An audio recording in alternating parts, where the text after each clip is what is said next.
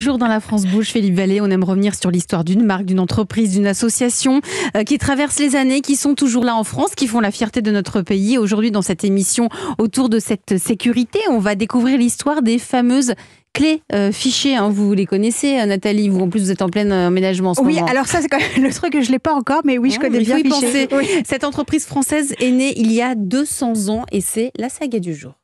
Europe 1. La France bouge, la saga. Bonjour Charlotte Barrican. Bonjour Elisabeth. Cette entreprise française Fichet a commencé ses innovations il y a 200 ans avec une serrure innovante. Oui Elisabeth, c'est en 1825 avec Alexandre Fichet. Il est serrurier à Paris et il met au point une serrure incrochettable, une révolution dans le secteur de la sécurité. Il dépose alors des brevets, devient même le serrurier officiel de Louis-Philippe. Un succès confirmé avec l'invention d'un autre produit. C'est ce que nous raconte Julien Laforêt, président de Fichet Group. Il a ensuite inventé en fait le coffre-fort moderne tel qu'on le connaît aujourd'hui. C'est de là en fait que le nom de Fichet est devenu si connu et qu'il a été je dirais synonyme de à la fois sécurité, de qualité. Il a été cité aussi ce coffre, en tout cas la marque à l'époque Fichet a été cité dans pas mal de livres d'Alexandre Dumas, de Honoré de Balzac également.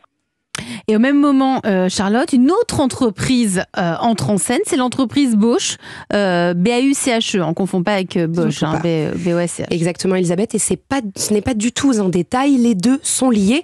Bosch, c'est le spécialiste des matériaux pour les coffres-forts et ils réalisent eux aussi une prouesse, un coffre ignifuge, donc qui ne peut pas prendre feu. Le fondateur Auguste Nicolas Bosch a d'ailleurs fait une expérience, 15 000 € en billets dans un coffre-fort, sur un bûcher, et même une heure après, les billets sont restés intacts. Alors les deux entreprises fusionnent en 1967 et deviennent Fichet Bosch, le géant de l'industrie française du coffre-fort. Alors, pour qu'on le comprenne bien, c'est quoi un coffre-fort ? Alors Elisabeth, les vrais coffres-forts doivent être certifiés et pour être reconnus par les assureurs, ils doivent répondre à différentes normes, comme par exemple être fixés sur un sol en béton s'ils pèsent moins d'1 tonne et ils sont classés en 5 catégories en fonction de leur robustesse et du temps que l'on met pour les ouvrir. Alors si vous souhaitez investir Elisabeth, 1 500 €, c'est le premier prix pour un coffre-fort. Voilà.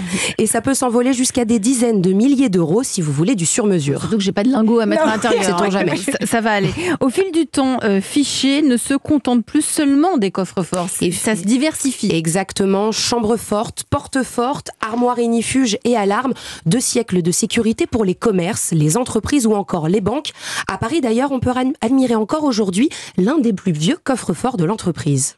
À la Société Générale Boulevard Haussmann à Paris, une chambre des coffres qui est toujours existante, qui se visite, dans laquelle on va trouver une immense porte ronde de 18 tonnes.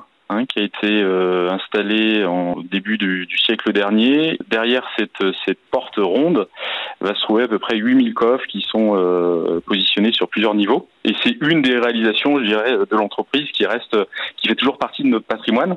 Alors dans les années 80, Fichet se détache de Bosch et se diversifie encore plus en faisant par exemple de la télésurveillance et commence à s'adresser à un nouveau type de clientèle. Le premier segment concerne les sites sensibles.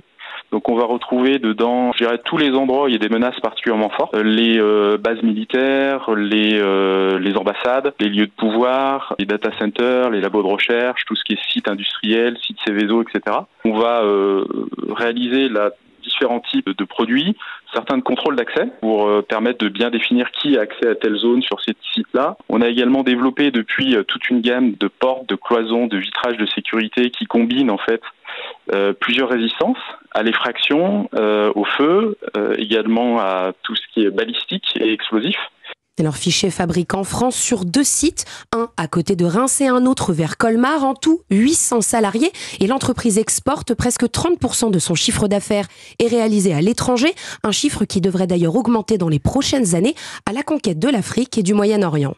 Merci Charlotte Barrican pour cette saga Fichet Group. On apprend des tas de choses aujourd'hui. Oui, ils deviennent un peu votre concurrent chez Thales, non ? Alors, oui et non, parce qu'en fait, on peut travailler en partenariat avec eux sur la partie contrôle d'accès, mais moi, j'avais envie de vous parler d'un autre coffre-fort, en fait. Le coffre-fort numérique. Et voilà, c'est celui que... On a le temps, là ? Oui, mais bien sûr, on a le temps. C'est celui que vous avez dans votre téléphone mobile. Quand vous téléchargez, en fait, vous activez Apple Pay, dans votre téléphone mobile, en fait, Thales met en connexion la banque, donc l'émetteur de la carte physique, qui va dériver un jeton, qui va être téléchargé à travers les airs dans un coffre-fort qui est une puce dédiée, qui est sur le smartphone et qui permet en fait d'activer Apple Pay. Voilà. Et c'est une clé en fait. Donc quand vous voyez Apple Pay, c'est Thales qui est derrière. Et ça marche chez Google et ça marche pas. Ça marche chez Google Pay, ça marche chez Samsung Pay. Et c'est vous qui l'avez inventé? Non, c'est pas nous qui avons inventé le processus, mais on est le leader mondial en fait de ces composants sécurisés dans lesquels vous pouvez stocker la clé de paiement de votre carte, en fait, qui est un dérivé de votre carte physique. Vous restez avec nous, Philippe Vallée, vice-président exécutif pour l'identité et la sécurité numérique chez le leader mondial de tout cela, c'est Thales. Vous restez avec nous, les 13h41 sur Europe 1.